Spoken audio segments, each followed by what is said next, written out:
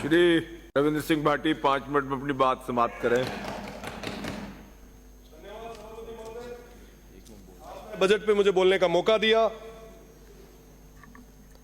सबसे पहले तो मैं पक्ष और विपक्ष दोनों से निवेदन करना चाहूंगा कि आप गतिरोध को खत्म करें, ताकि जनता के आशीर्वाद के साथ हमें भी यहां पे आने का मौका मिला है।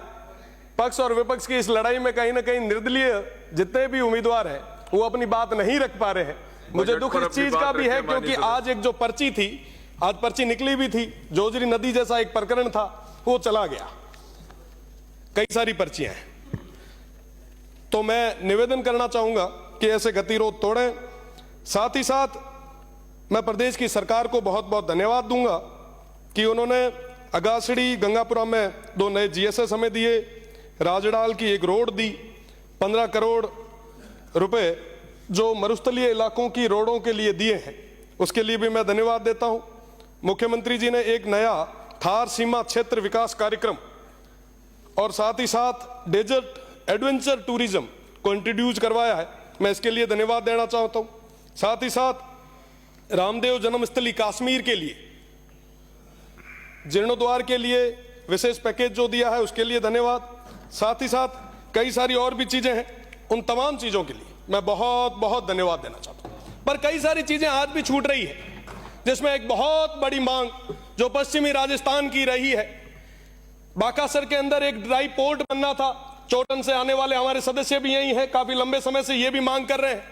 अगर वो ड्राई पोर्ट बनता है तो उस क्षेत्र की जनता को और वहां के युवाओं को कई सारे नए रोजगार के अवसर मिल सकते हैं। तो मेरा निवेदन कि इस बारे में सोचा जाए। साथ ही साथ ईआरसीपी के तर्ज पर डब्ल्यूआरसीपी की मांग काफी लंबे समय से चली आ रही है।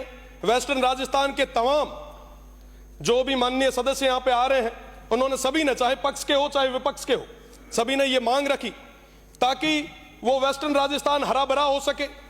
साथ ही साथ पानी, बिजली, शिक्षा, चिकित्सा, सड़क और तमाम चीजें जिनके बारे में कई कई चीजें आई भी है। पर माननीय सभापति महोदय, वेस्टर्न राजस्थान बहुत बड़ा क्षेत्र है।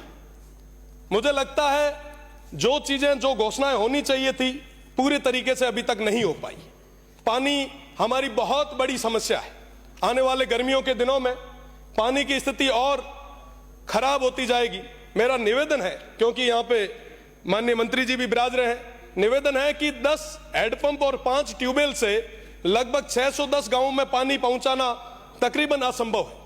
मेरा निवेदन आपसे कि वेस्टर्न राजस्थान के लिए, उस थार के लिए एक विशेष योजना आप सब बनाएं। साथ ही साथ बिजली की अगर मैं बात करूं तो वर्तमान स्थिति भी बिजली के क्षेत्र में काफी उतार चढ़ाव वाली चल रही है। आज भी उन किसानों को बिजली पूरे तरीके से नहीं मिल पा रही है।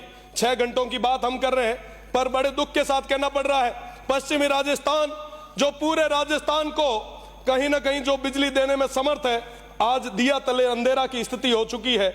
हमारे उन किसान भाइयों को पूरे तरीके से बिजली नहीं मिल रही। साहब, कृषि कनेक्शन की हम बात कर रहे हैं, हम कह रहे हैं कि साहब हम अभी खूब सारे कृषि कनेक्शन देंगे। पर माननीय सभापति महोदय, मैं आपके माध्यम से प्रदेश की सरकार से निवेदन करना चाहूंगा, 2016 से लेकर आज तक के कई सारे हमारे जो किसान हैं उनकी फाइलें पेंडिंग पड़ी है, उन्हें नए कनेक्शन नहीं मिले हैं।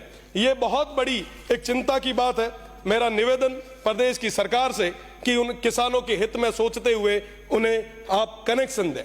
साथ ही साथ मैं बात करूं चिकित्सा की, तो चिकित्सा के मामले में उस क्षेत्र में एक जिला अस्पताल गडरा रोड में और सिव में होना चाहिए। मैं उसके लिए आपसे निवेदन करना चाहूंगा कि आप एक बहुत बड़ी ये सौगात दें, क्योंकि पश्चिमी राजस्थान में एक क्षेत्र से दूसरे क्षेत्र या एक गांव से दूसरा गांव तकरीबन 20 से 30 किलोमीटर दूर है, और ऐसी स्थिति में चिकित्सा व्यवस्था को मजबूत करने के लिए इस चीज की बहुत ज्यादा जरूरत है। मेरा निवेदन है आप कि आप वहां पे चिकित्सा के मामले में व्यवस्थाओं को और सुदृढ़ करें। साथ ही साथ डीएनपी क्षेत्र की मैं बात करूं, होमगार्ड के उन लोगों की बात करूं, साथ ही साथ ईडब्ल्यूएस की बात करूं, तमाम मुद्दे मेरे पास थे।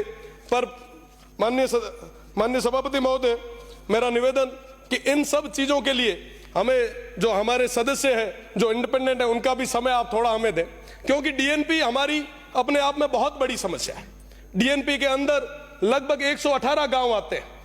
इस डिजिटल युग में भी वहां पे अभी तक नेटवर्क, वहां पे अभी तक पानी, बिजली और तमाम जो मूलभूत सुविधा है वो नहीं मिल पाई है। साहब, मेरा निवेदन कि डीएनपी की एक बार यात्रा हमारे माननीय मंत्रीगण करे, वहां की स्थितियां देखे, वाकई आपको लगेगा कि साहब ये बहुत पीछे है। माननीय सभापति महोदय, मेरा निवेदन है आपसे कि हमारे बॉर्डर होमगार्ड में और विशेषकर पश्चिमी राजस्थान के कई सारे लोग जो लगे हैं, उनको लंबे समय से विराम भत्ता नहीं मिल पा रहा। मेरा निवेदन है कि ईडब्ल्यूएस के अंदर सरलीकरण के लिए प्रदेश की सरकार, माननीय सभापति महोदय, साथ ही साथ मेरा निवेदन है कि विश्वविद्यालय के अंदर पेंशनर का एक मुद्दा था, पिछली सरकार ने उस मुद्दे को लेके हमें कई महीनों के लिए जेल भेजा था। मेरा निवेदन कि अब बहुत बड़ी और एक सुविचार रखने वाली, जनता का हित रखने वाली सरकार आई है, तो उन पेंशनर को भी समय पे आप पेंशन दें। बहुत बहुत धन्यवाद।